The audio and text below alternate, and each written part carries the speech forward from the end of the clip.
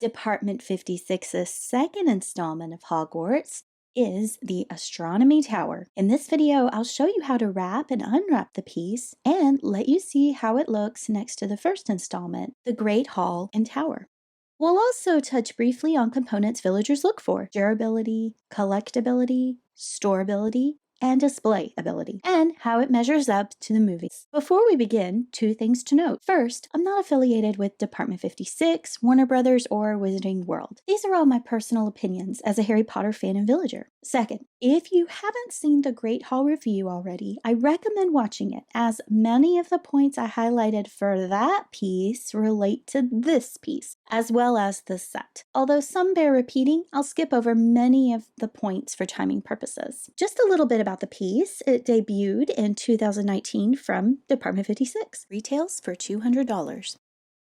The official measurements are 12.2 inches high by 9.06 inches wide by 8.66 inches long. It's made of resin, non-animated, and has what I call a permanent cord attached to an internal mono yellow light.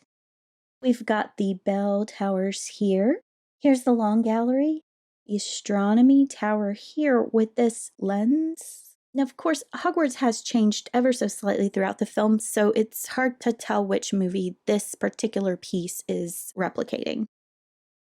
The piece's weight is disproportionate given its size and shape. Be aware of that. I recommend holding this piece by the large tower and the opposing smaller towers on the other end. If you want to handle with one hand, grab the largest tower just below those adjacent towers sticking out. You'll also need to be careful of this permanent light cord whenever handling the piece. I usually will wrap it around a finger or stick it in between two fingers. It gets in the way.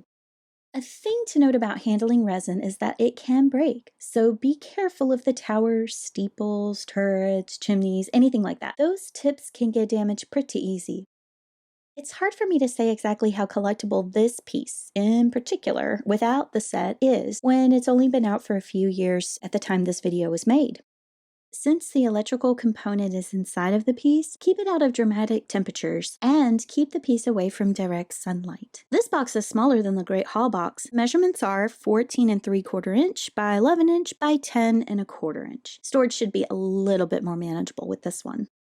When I put the Great Hall box and the Astronomy box side by side, I got a little worried. There's a color difference. On the box, the Great Hall is slightly duller and lighter than the Astronomy Tower. I hoped it wouldn't really be that way in actuality, but yeah, there is a difference. The Astronomy Tower has more orange in the brick color, and the roof is a bit more vibrant blue, while the Great Hall is that lighter, duller, maybe even a little bit olive tone of the brick. So was this intentional or not? For me, I would have liked the colors to be the exact same. I mean, it's all part of the castle. Also, the grass, moss, rock platform at the bottom of the Astronomy Tower, it's definitely brighter. You'll also notice that weathering is much more pronounced on the roof of the Astronomy Tower than the roof on the Great Hall. Well, it's not me, it's not you, it is the piece. I suggest separating the pieces slightly when displaying so that it's not so obvious, and we'll get to separation in a bit. On the back of the box, you'll see the coordinating accessory piece suggestion: Snape and McGonagall. Should I say it? Oh, I just have to say it. I don't know why this is its accessory piece, given Snape's involvement with the Astronomy Tower. And I do not remember Snape and McGonagall being this friendly towards each other. Moving on. When you set this accessory next to the building, you're going to notice that it's way out of scale, as most accessory pieces are. Now, I do have a plan that solves both the Snapeable and scale issues, if you're interested. Also of note is that the electrical cord comes out on the side of the building, not the preferable back side. This building was meant to be angled towards the front, so yeah, you're kind of going to see it. And it's bright white, so it's going to stick out unless you camouflage it.